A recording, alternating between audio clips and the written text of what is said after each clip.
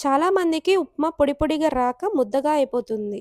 కానీ కొన్ని చిన్న టిప్స్ పాటిస్తే చాలు హోటల్ స్టైల్‌లో కరెక్ట్ టెక్స్చర్‌తో ఎంతో టేస్టీగా చేసుకోవచ్చు. వెయిట్ లాస్ జర్నీలో ఉన్నవాళ్ళు కూడా ఈ ఉప్మాని చేసుకోవచ్చు.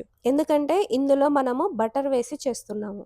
పాన్‌లో బటర్ వేసుకొని అందులో అన్ని వెజ్జీస్ వేసుకోవాలి. నేను ఇక్కడ ఆనియన్స్, క్యారెట్ తురుము, స్వీట్ కార్న్, పచ్చిమిర్చి, బీట్రూట్ తురుము, కాజు అన్నీ వేశాను.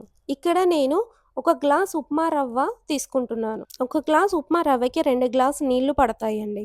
2 గ్లాసుల నీళ్లు పోసుకొని బాగా కుక్ చేసుకోవాలి. ఇప్పుడు వాటర్ బాగా మరిగాక అందులోకి ఉప్మా రవ్వ వేసుకొని మంచిగా మిక్స్ చేసుకొని లిడ్ పెట్టి ఒక 5 మినిట్స్ కుక్ చేసుకుంటే మన veggies upma ready. Normal upma కంటే ఈ ఉప్మా చాలా టేస్టీగా ఉంటుందండి. ఒకసారి ట్రై చేసి టేస్ట్ ఎలా ఉందో కామెంట్ చేయండి. నేను ఇక్కడ గోధుమ రవ్వ తీసుకున్నానండి. మీరు కావాలంటే బొంబాయి రవ్వతో కూడా చేసుకోవచ్చు. కానీ గోధుమ రవ్వతో చేసుకుంటే హెల్తీగా ఉంటుంది. వెయిట్ లాస్ జర్నీలో ఉన్న వాళ్ళు నైట్ డిన్నర్‌కి ఇలా ఉప్మాని ప్లాన్ చేసుకోండి. చాలా బావుంటుంది. చిన్న పిల్లలు ఉన్న వాళ్ళు కూడా ఈ ఉప్మాని వాళ్ళకి తినిపించొచ్చండి.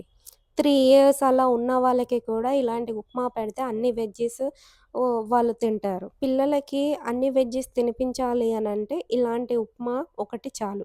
ఉప్మాని అడుగంటకుండా నీట్‌గా కలుపుకోవాలి.